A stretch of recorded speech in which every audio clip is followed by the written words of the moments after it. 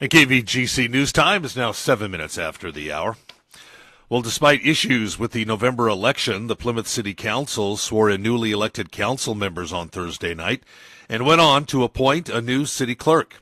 Meeting in special session, the council voted to accept the results in the November election and saw the swearing in of Peter Amoruso and Valerie Kleinfelter to new four-year terms. However, it was noted that residents of the Zinfandel Ridge subdivision, which was annexed into the city in 2012, but only began building homes in the last 2 years, did not vote in the council race due to a records error by the county.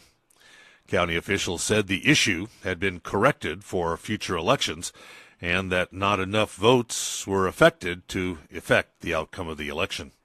Mayor John Colburn said he would be sending a letter to those residents excluded from the vote explaining the situation. The council then went on to appoint Plymouth resident Lindsay Clark as city clerk. The council also approved job descriptions for city manager and administrative analyst as the city seeks a permanent management team for the local government. The need for top-level management is a top priority as interim city manager Carolyn Lair has resigned her position, citing personal reasons. Lair was appointed in September following the exit of Jeff Gardner. Well, work crews digging in the front yard of a Plymouth home struck a gas line, resulting in a small explosion and one person treated for burns. According to the Amador Fire Protection District, about 9:15 Thursday morning. This was yesterday morning, so 9:15 Thursday morning. Amador Fire responded to a gas line explosion on Wheeler Loop in Plymouth. The explosion was initiated by crews digging and severing an underground gas line. One person sustained burn injuries and was transported to a burn center in Sacramento. The fire was contained to the yard of the home and no other homes were damaged or injured. Injuries reported. The incident did require a shutdown of about 80 residents for electrical and gas service in the Plymouth Mobile Home Park, Victorian Village, and Wheeler areas of the city. Electric service was restored around noon, and gas service was restored later in the afternoon. And last Sunday, the Calaveras Sheriff Office received reports of subjects possibly living in or squatting in a vacant residence. The residence was located in the 4000 block of Edgewater Court in Copperopolis. Sheriff deputies were able to confirm the residence was not vacant. Deputies made contact with the homeowner, who was out of county, and confirmed no one should be living at the home, which contained a number of valuable items.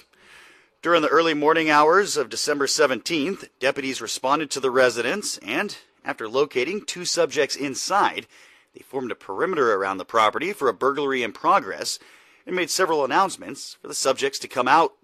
With no response from inside, deputies made entry and arrested the two subjects. The arrestees identified as Larry Van Atta of Copperopolis, Catherine Walter of Angels Camp. Through investigation, it was determined the two subjects had been living in the residence and numerous collectibles and property had already been stolen.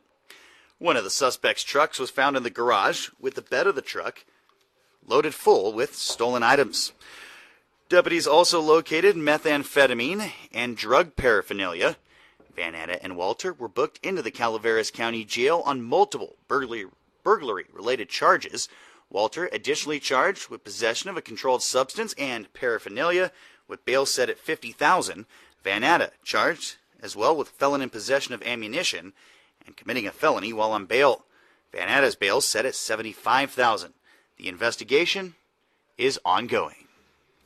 And the Jackson Police Department would like to invite the citizens and merchants of Jackson to join them in sending off Chief Scott Morrison, who is retiring at the end of this year. They're encouraging everyone who would like to participate to line the sidewalks of Main Street in Jackson starting at 2 o'clock today. American flags will be provided to wave as Chief Morrison is escorted through downtown Jackson. Those planning or participating are encouraged to arrive about 10-15 minutes early.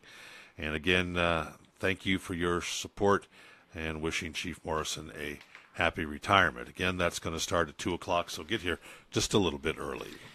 And the Calaveras Water District Board of Directors have approved a customer assistance program. The program is limited to only 200 water and 200 sewer customers, and applications will not be available or accepted until Wednesday, January 2nd. Now, this program is designed to provide financial credits to customers whose incomes are at or below 200% of the federal poverty guideline. The primary verification of income is proof of participation in the PG&E CARE program. Applicants will need to turn in a completed signed application along with a recent PG&E bill in their name showing their CARE program participation. Applications will be reviewed on a first-come, first-served basis. Additionally, if the applicant is a tenant, they'll need to provide CCWD with a copy of their rental agreement with their landlord. For more information, contact CCWD Customer Service at 754-3543. You better watch out, you better not cry, you better not pout, I'm telling you why, Santa Claus. It's that time of year again tonight and tomorrow night. Santa will make his rounds with the Jackson Fire Department. Santa and his helpers patrolling the streets of Jackson starting at about 6 o'clock. Tonight, Santa will travel in the French Bar Road area, Peak Hill, Michelle Drive, and Ponderosa and Alpine Streets. And again this year, Santa and the Jackson Fire Department will be collecting canned food for the Interfaith Food Bank to help those in need. He knows if you've been bad or good. And that's a look at local news on a Gold Country Friday morning from the KVGC News Center. I'm JD. And I'm Jim Geedy reporting. Remember, for the latest news, traffic, and weather 24 hours a day, visit our website. That's kvgcradio.com.